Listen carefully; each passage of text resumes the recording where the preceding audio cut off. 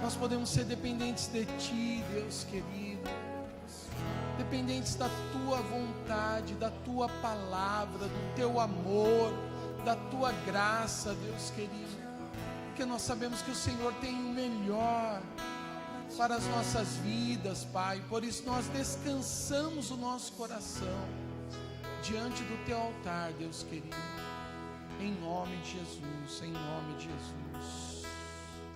Glória a Deus. Abre a palavra do Senhor lá em Gênesis, capítulo de número 12. Eu quero falar um pouco sobre, falei um pouco sobre a busca e não temer de buscar a presença do Senhor, mas também quero falar de aliança. E o que essa aliança, ela tem colocado nas nossas vidas e chamado o nosso coração a entregar verdadeiramente a nossa vida diante da presença. Versículo 1, Abraão ali recebe a promessa da parte de Deus, e Deus fala diretamente ao seu coração, e diz assim: ora, disse o Senhor a Abrão, sai da tua terra, da tua parentela e da tua casa, de teu pai, e vai para a terra que te mostrarei. De ti farei uma grande nação, e te abençoarei e te engrandecerei o nome, se tu uma bênção. Abençoarei os que te abençoarem, amaldiçoarei os que te amaldiçoarem. Em ti serão benditas todas as famílias da terra. Abraão recebe essa promessa da parte de Deus e começa a caminhar com o Senhor diante dessa aliança. Diante de muitos erros e acertos, ele consegue ter uma vida particular com Deus, uma vida de santidade, uma vida de obediência, uma vida sendo colocada nas mãos do Senhor, não deixando aquilo que era comum interferir no seu coração, mas colocando ali a sua vida nas mãos de Deus. É claro que ele toma algumas decisões erradas, ele começa a sua trajetória, Deus fala uma coisa para ele, ele já muda um pouco, ele já leva um dos seus sobrinhos junto com ele na comitiva. Mas Abraão era um homem próspero, um homem que aonde ele chegava, ele conseguia gerar riquezas. Então ele começa a caminhar com Deus, começa a caminhar com a palavra do Senhor ali, e Deus começa a conhecer Abraão. Eu quero parar por um momento nessa história de Abraão e relacionar isso à nossa vida. Nós nos achegamos diante de Deus, Deus faz uma aliança conosco, entregamos a nossa vida ao Senhor. Alguns já nasceu de berço, e aí teve a sua condição ali de buscar a presença do Senhor, já quando jovenzinho, e começou a ter uma trajetória com Deus, e amar o Senhor de todo o coração, e colocar a sua vida em prática. Então ele, como se fosse, vou falar da minha experiência, lá um jovem, começa a caminhar como jovem, e apaixonado por Jesus, e começa a ir naqueles eventos de jovem, e começa a curtir aquelas coisas que Deus começa a fazer ali, e Deus começa a me conhecer. Deus começa a conhecer as minhas debilidades, mas também aquilo que são coisas boas do meu coração. Deus começa a conhecer a maneira fácil de se entregar, a maneira difícil de perdoar. Deus vai conhecendo as nossas vidas. Não que Ele já não conheça o nosso coração, porque Deus conhece todas as coisas. Mas eu começo a demonstrar a minha vida, o que eu sou apaixonado. Porque aquela história de que Deus já me conhece, isso daí é uma coisa relativa. Deus quer que você faça-se a conhecer diante dEle. Deus quer que você demonstre esse amor. Não adianta nós falarmos assim: não, eu sou quietinho, eu sou desse jeito mesmo. É só para algumas coisas, mas para outras eu sou mais agitado, mais falão, mais brincalhão. Então, só para Deus é que eu sou mais reservado. Não, Deus conhece a nossa vida. Deus sabe com aquilo que nós brincamos. Você está no velório, você é daquele jeito, como eu, você não está muito preocupado com quem está deitado lá, mas você está contando uma historinha, está falando, está levando as coisas ali em prática. Ah, mas é dor, é sofrimento, é verdade, mas cada um age de uma maneira, cada um tem uma maneira de agir, e ele não vai ser diferente por causa de alguns eventos. E Deus conhecia a vida de Abraão, mas Deus queria que ele fizesse a se conhecer diante de Deus. E aí é o grande ponto para nós entendermos a particularidade de Deus na nossa vida. Será que você demonstra a tua vida diante de Deus, verdadeiramente? Quem você é? Ou você só é aquela pessoa na frente de alguém? Ou você só demonstra algo quando está perto de alguém? Porque, queridos, Deus conhece todas as coisas da nossa vida. E Deus conhecia a vida de Abraão. Mas ele falou, ó, você vai receber uma promessa da parte de Deus. Ele não negou nada. Ele falou assim, ó, aqueles que te abençoar serão abençoados, e aqueles que te amaldiçoar serão amaldiçoados. Ele não negou nada. Ele falou assim, ó, você será uma grande nação. Ele falou sobre grandeza, sobre auge, mas ele conhecia quem era Abraão. Ele conhecia quem era o Marcelo, quem era a Silmara, quem era o Donizete, quem era o Josué, quem era o Zenildo. Ele conhecia todo mundo. E aí a nossa pergunta, querido, que fica dentro do nosso coração: será que eu demonstro isso diante de Deus? Será que eu falo para Deus a maneira que eu sou, a situação que eu sou, aquilo que eu sou? Porque, queridos, nós falamos para Deus o seguinte: Senhor, misericórdia, sim ou não? Mas às vezes nós queremos justiça para os outros. É verdade ou não é? Misericórdia para mim, sou pobre e pecador, mas eu quero justiça para os outros. Você tem que entender, Senhor, que comigo tem que ser na misericórdia, mas com os outros eu quero justiça. Então, o patrão pisou na bola, justiça.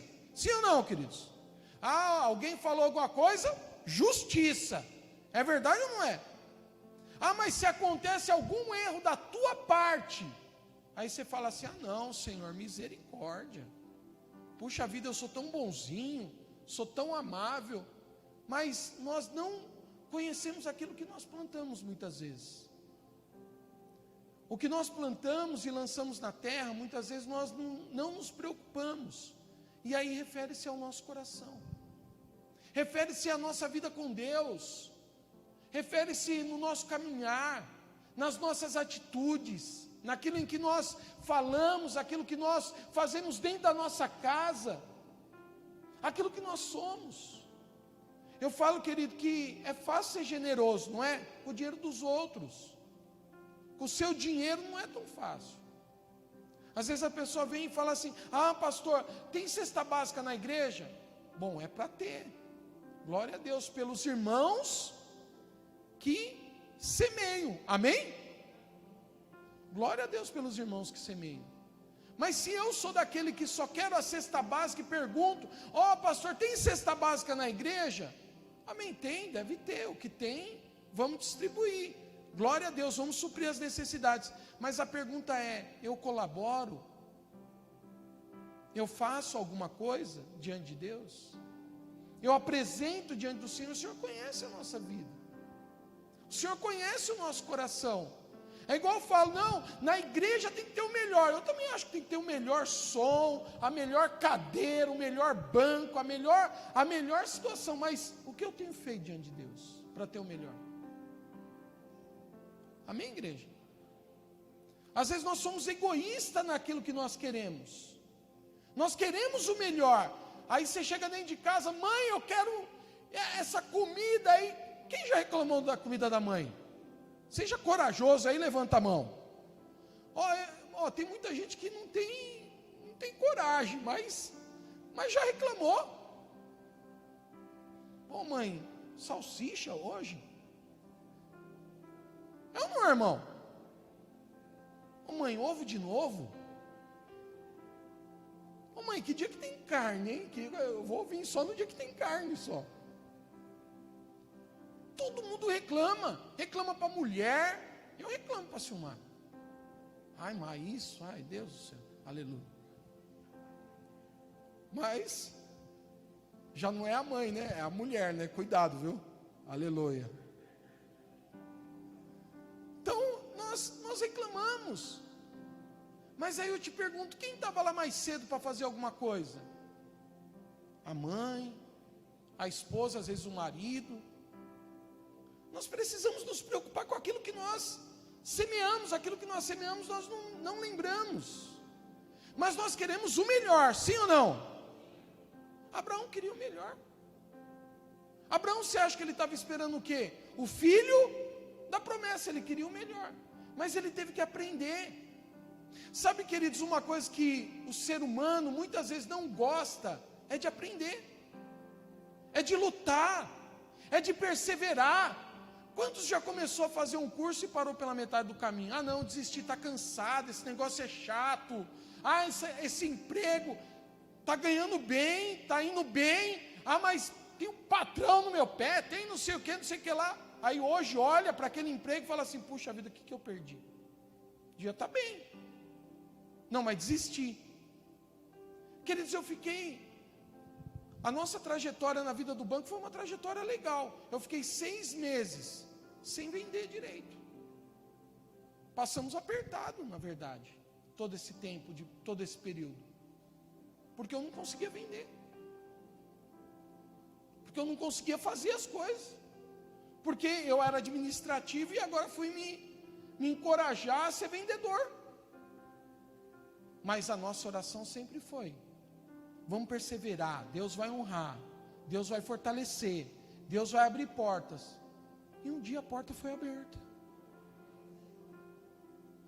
Sabe, queridos, às vezes nós paramos na trajetória da nossa vida, nós começamos a fazer uma coisa, o cara começa a fazer, ele é administrativo, ele faz o curso de elétrica, aí outro dia ele está fazendo mecatrônica, aí outro dia ele não se contenta, querido, ele é bem dinâmico, aí ele vai fazer mecânica, aí ele pega todos esses cursos que ele tem, coloca no bolso e vai trabalhar de servente de pedreiro, aleluia. E aí ele fala assim, Deus não me abençoou, mas, queridos, é aquilo que Deus está falando para nós. Será que nós fazemos nos conhecer diante de Deus o que nós queremos? Porque nós somos críticos em falar alguma coisa, críticos em criticar tantas outras coisas, mas a nossa própria vida, nós não queremos ser críticos. Abraão precisou entender a trajetória da sua vida. Ele recebeu a promessa, ele tinha uma palavra. Quem recebeu a promessa de Deus aqui? Recebeu a promessa, recebeu a palavra, mas querido, agora você vai ter que caminhar com Jesus. Agora vai vir as lutas. Eu vou dizer uma coisa para você, querido, tem de bom ânimo, mas tem luta nesse mundo de trevas. A gente vai sair do portão lá fora, tem lutas. A gente vai viver diante de lutas. Amanhã a gente vai orar e vai falar, Senhor, abençoa a nossa vida, mas nós vamos encarar lutas. O mundo é de lutas. Até para a gente nascer, a gente lutou para sair de dentro da barriga. A gente já nasceu lutando. A gente já nasceu, querido, a gente já é um sucesso. Porque Deus já nos fez de nós a escolha desde o ventre da nossa mãe. Nós já somos escolhidos de Deus. Agora a pergunta, querido, que tem que ficar dentro do nosso coração: eu sou encorajado a viver essa escolha? Eu estava falando esses dias nós estávamos falando a respeito de quem serviu no exército. Eu falei assim, eu não quis servir no exército. Eu não era a minha área, apesar que meu pai queria que eu servisse, mas não era a minha área, eu não gostava do exército. Então eu fui para aquele batalhão, naquela manhã, para fazer 18 anos, com a decisão que não ia servir o exército. Aí cheguei lá, os caras é tudo bonzinho, tudo bem educado, aquele sargento, capitão, os caras são tudo bonzinho lá. Vem aqui, faz isso. Eu sei que eu cheguei 5 horas da manhã, Fiquei de pé até 3 horas da tarde, no sol mesmo, não tinha guarda-chuva, não tinha sombrinha, não tinha nada, no sol mesmo, não tinha banquinho, não tinha aguinha, não tinha nada, sei lá, não podia, tinha que ficar lá na filinha lá. E aí quando deu 2 horas da tarde, o capitão veio passando assim, quem quer servir? Ninguém levantou a mão. Estava todo mundo ali disposto a não servir. Ele falou assim, já que ninguém quer servir, eu vou escolher. Falei, ai Deus do céu. E aí ele veio nas filas assim, né? E no dia que eu fui fazer o alistamento, eu acho que tinha mais de 3.000 jovens ali naquele lugar. E ele veio nas filas, você, essa daqui, pode ir para o exame médico, que era quem ia servir. Essa daqui, pode ir para o exame médico. Aí ele pulava 2, 3, olhava para a cara das criaturas. Você, pode ir lá, a fila toda, pode ir lá, para o exame médico. Falei, esse cara vai escolher minha fila daqui a pouco. Aí chegou na minha fila assim, ele pulou a minha, mais umas 3. Aí eu falei, glória a Deus, já estou livre, né? Passei pelo vale da sombra da morte. Mas aí quando chegou na última lá, ele gritou para um cara lá dentro, e aí, já deu? Ele falou, não, falta gente ainda. Aí ele veio escolhendo de novo. Eu falei, agora piorou, porque ficou menos gente agora para escolher. Mas não escolheu a minha filha, eu não servi o exército. Mas quem serviu se alegrou de ter servido. Diz que foi uma boa experiência, uma escola de vida. Eu não quis, eu não preferia outra escola de vida, trabalhar, me esforçar. Naquela idade, com já perto dos 18 anos, eu já trabalhava já há um período de 4 anos registrado já. Eu já trabalhava, já enfrentava a vida. Mas muitos colegas meus não faziam nada. Foram trabalhar depois dos 18 anos de idade. Viveu a vida, bagunçou. E aí eles olham para trás hoje, querido, como às vezes, há muito tempo eu já não tenho mais contato com eles, mas quando eu tinha lá meus 24 anos, 25 anos de idade, já trabalhando no banco, tendo uma vida já totalmente diferente, que eu ia lá e perguntava de algumas pessoas, eles falavam assim, não, tá no mesmo jeito. Maloqueiro, corintiano, aleluia. Brincadeira. Eu vim da região de Itaquera, né, lá do celeiro, lá dos... Você vê, né, Deus me salvou, me trouxe para cá, aleluia. Olha que bênção. Brincadeira. Mas, queridos, Deus tem uma escolha para nós. Deus tem uma promessa sobre a nossa vida. E o que nós temos feito com a nossa promessa? Qual é a escolha que nós temos tomado diante de Deus? Não, eu vou perseverar, eu vou lutar, eu vou encarar essa situação, eu vou viver essa situação. Se é problema, eu vou viver esse problema. Mas eu vou sair desse problema porque eu tenho um Deus maior do que ele. Eu tenho um Deus poderoso, eu tenho um Deus que é fiel, verdadeiro sobre a minha vida. Era assim que Abraão estava vivendo, mas ele tinha uma família para cuidar. Ele tinha Sara. E às vezes, querido, as situações que vêm sobre a nossa vida aparecem de uma maneira complicada. Sara tinha uma vontade de ter um filho, mas olha lá para o capítulo 18 de Gênesis.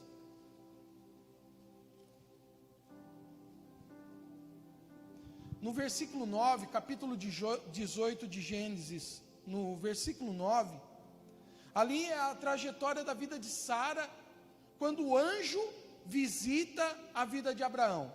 E ali diz assim: então lhe perguntaram, Sara, tua mulher, onde está? E ele respondeu, está aí na tenda. Estava, eu acho que próximo do lugar onde eles estavam conversando, esse anjo com Abraão.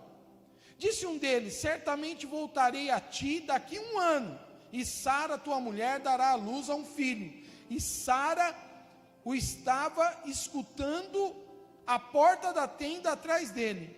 E Abraão e Sara já eram velhos, avançados de idade. E Sara já lhe havia cessado do costume das mulheres. Então, provavelmente não podia mais ter filho.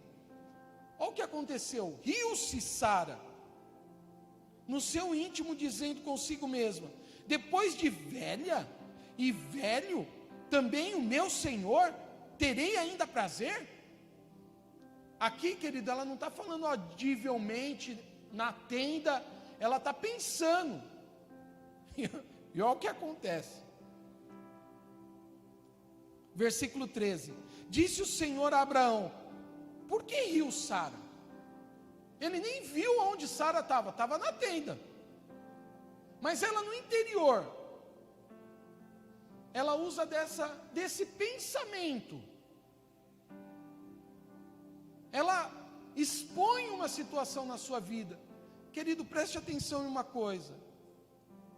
Às vezes nós achamos que Deus não está sabendo o que está acontecendo na nossa vida, nos nossos pensamentos, na nossa maneira miraculosa de pensar, ou a gente é muito juiz de muitas coisas muitas vezes. A gente acha que uma coisa é assim, outra coisa é desse jeito, outra coisa da outra maneira. Todo mundo sabe, ou a maioria das pessoas sabe, que eu vivi com um pai há um bom tempo alcoólatra dentro de casa.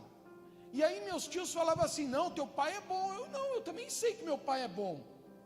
Mas quando ele bebe, ele não é a mesma pessoa. Ele é outra pessoa. Não, mas você tem que ser mais calmo. E as pessoas ficavam falando assim para mim: você tem que ser mais, você tem que compreender. Você tem que fazer isso. E eu ficava pensando comigo mesmo. Eu falei assim: eu acho que eu preciso levar esses caras para dentro de casa, para conviver com essa situação, e eles entender o que acontece numa família que tem um pai alcoólatra. Porque as pessoas não têm noção do que é isso. O terror, o sentimento, a vergonha, a exposição. Acho que as pessoas não têm noção do que é isso. Então, todo mundo olha de fora e fala assim: não, você devia fazer isso, você devia fazer aquilo, você devia... Querido, eu vou falar para você: vive numa família como essa, pega a tua casa, muda, pega a tua roupa, a tua mala, e muda para uma casa dessa para você ver como que é. Você vai viver coisas que você não queria viver. Coisas que não são controladas. Como eu tinha um pai alcoólatra, mas tem muitas pessoas que vivem com pessoas que têm problema com drogas dentro de casa, com viciados. Não é tão fácil. Pessoas que vivem com pessoas depressivas dentro de casa, não é tão fácil. E às vezes nós não nos colocamos diante daquela situação. Nós somos juízes muitas vezes em dizer o que é certo e o que é errado. Mas eu quero dizer algo para você, querido. Mesmo assim, Deus está olhando para nós ainda. E está vendo qual é o tipo do nosso pensamento. O que nós estamos fazendo com a nossa vida, com a nossa casa, com a nossa família. Porque nós atribuímos coisas daquilo que nós não vivemos. E Sara, naquele momento, não estava preparada para ser mãe. Então ela não queria viver aquilo lá. Ela já estava conformada, dizendo: eu já não tenho mais o costume das mulheres, então certamente ela já não conseguia mais ovular, no caso que as mulheres sabem o que eu estou falando, então não conseguia mais ter filho nessa posição. Então ela também já tinha o marido já acabadinho, coitado, aleluia, né? Porque ela declara: meu marido é velho. Pronto, está decidido, eu não tenho mais condição de ter. E aí o anjo fala assim: por que a tua esposa riu? Queridos, tem coisas que da parte de Deus que nós não vamos conseguir explicar. Mas Deus vai fazer. Quem crê nisso? Mesmo que, não tem mais jeito. Não, eu acredito que tem jeito. Enquanto há fôlego, há vida. Vamos continuar orando. Para Deus tudo é possível. Para Deus tudo é possível. Para Deus é possível um alcoólatra sair, ser curado e ser liberto da bebida. Quem crê nisso? O viciado, a mesma coisa. O depressivo, a mesma coisa. O ladrão, a mesma coisa. A prostituta, o prostituto, a mesma coisa. O adultério, a mesma coisa. Deus pode promover um milagre. Deus vai agir da sua maneira, na sua forma. Se o nosso coração estiver voltado para Deus, nós conquistaremos grandes coisas nesta terra, em nome do Senhor Jesus. não no nosso nome, mas Ele fará coisas extraordinárias. Agora, o nosso coração está rindo diante das coisas ou está crendo? Era isso que aquele anjo estava disposto a falar com a vida de Sara, porque Abraão estava crendo, mas Sara era a mulher que já não conseguia crer mais. Abraão era quem recebeu a promessa, mas nós temos uma família dentro da nossa casa. Nós não estamos sozinhos. Nós temos uma unidade dentro de casa. E Deus vai falar, querido, com os dois quando há uma unidade. Deus não vai falar no individual. Deus vai tocar, Deus vai fortalecer, Deus vai agir. É uma só carne. Deus vai mover o sobrenatural. Por que quando nós vemos assim, a mulher veio para a igreja, aceitou a Jesus, ela começou a crer, começou a acreditar, aí o marido dela começa a ver a mudança na vida da mulher, porque a mulher precisa mudar primeiro, aleluia. Será que é por causa disso? Não. Mas o marido começa a ver a mudança. Não, então eu vou conhecer onde você está indo, eu quero conhecer esse pastor aí, geralmente é assim. Verdade. Fala, Jeová. Coitado de mim, né? Eu quero conhecer onde você está indo. E aí a pessoa vem, se depara com a palavra de Deus e as coisas são mudadas. Por que Deus move o sobrenatural, querido, dessa forma? Porque é uma unidade dentro de casa.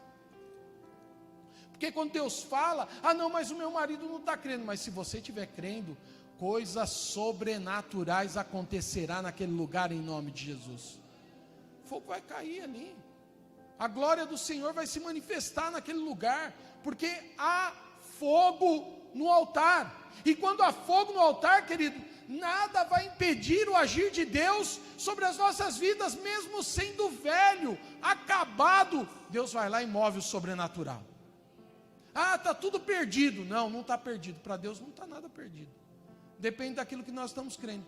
Por que, queridos, que Deus move o sobrenatural sobre a vida de Abraão? Porque ele encontrou ainda um homem crendo na palavra da promessa. Ele não questiona o anjo. Quem questiona o anjo é Sara. Quando há um ali ainda crendo, quando há um ali ainda declarando, quando há um ainda ali, querido, declarando a palavra de Deus, o sobrenatural do Senhor moverá sobre aquele lugar em nome de Jesus. Porque há poder de Deus, porque há autoridade sobre aquele lugar, porque quando nós damos uma palavra para o diabo, você está debaixo dos meus pés, é ali que ele vai ficar, é ali que o diabo vai ficar. Ele pode ainda continuar fazendo artimanhas, ele pode continuar criando ciladas, mas se você perseverar, se você crer até o fim, ele fará, mesmo que já passou algum tempo, ele fará coisas extraordinárias acontecer sobre a nossa vida. Ele fará. E ali, queridos, aquela palavra diz que depois de um ano, ele vai ver, mas o anjo olha para aquela situação, mas continua ainda declarando esta palavra. E ali no versículo 13, a palavra diz: disse o Senhor a Abraão, porque se riu Sara dizendo, será verdade que darei ainda a luz, sendo velha? Acaso para o Senhor a coisa demasiadamente difícil? Daqui a um ano, neste mesmo tempo, voltarei a ti, Sara terá um filho. Então Sara, receosa, negou, dizendo, não me ri. Ele, porém, disse, não é assim, é certo que riste. Sabe, amados, às vezes nós queremos enganar Deus com o nosso posicionamento. Queremos manipular situações. Queremos colocar palavras aonde não tem verdade, aonde não há verdade naquela situação. É aquela vez que você pega e alguém está, você está envergonhado, então vou falar de mim, você está envergonhado, aí você olha para o celular, puxa vida, hoje essa pessoa está ligando para mim, era a única pessoa que eu não queria falar na face da terra, era com essa daqui, mas eu vou atender, e aí você passa o dedo lá, ou aperta o botão, atende aquela ligação, oi, tudo bem? Tudo bem? mas é uma verdade dentro de nós. Não é a pessoa que você quer atender, não é a pessoa que você quer falar, mas há uma verdade dentro de nós. O que é melhor, encarar os nossos medos ou passar vergonha para o resto da nossa vida, muitas vezes? Não acreditar que há um Senhor, há um só Deus, há um Deus poderoso sobre as nossas vidas, ou ficar enganando a nós mesmos. Não encarar as nossas dificuldades. Eu lembro que no banco, em 2008, caiu a Bolsa de Valores nos Estados Unidos, e eu tinha, naquela época, muitas pessoas com investimento em ações, e coloquei, queridos, para falar a verdade, dinheiro de muita gente em ações, porque eles queriam, estava rendendo bem, mas quem ia saber que os Estados Unidos ia ter um problema imobiliário, ia cair a parte imobiliária nos Estados Unidos, a Bolsa de Valores cai, repercute nos países mais subvergentes, que é o Brasil, né? País de terceiro mundo, sofre com o que acontece lá fora, cai a Bolsa, mas uma ligação atrás da outra, atendia todo mundo. E aí, tudo bem? Tudo bem. E aí, como que tá, tal? Então, caiu. Não, vamos resgatar. Eu, se fosse você, não resgatava, mas se você quiser resgatar, o dinheiro é teu. Vê quanto que nossa, já perdi tudo isso. Já perdeu. Eu acho melhor você não resgatar. A Bolsa chegou a 44 mil pontos. Isso, a Bolsa estava em torno de 80, 90 mil pontos na época que eles aplicaram. Eu, se fosse você, não resgatava. Perdeu quase metade do teu recurso. Mas você quer resgatar, vamos lá. Por conta e risco? Por conta e risco. Muita gente resgatou. Mas atendia todo mundo. E era um atrás do outro. E queridos, e as pessoas te culpam.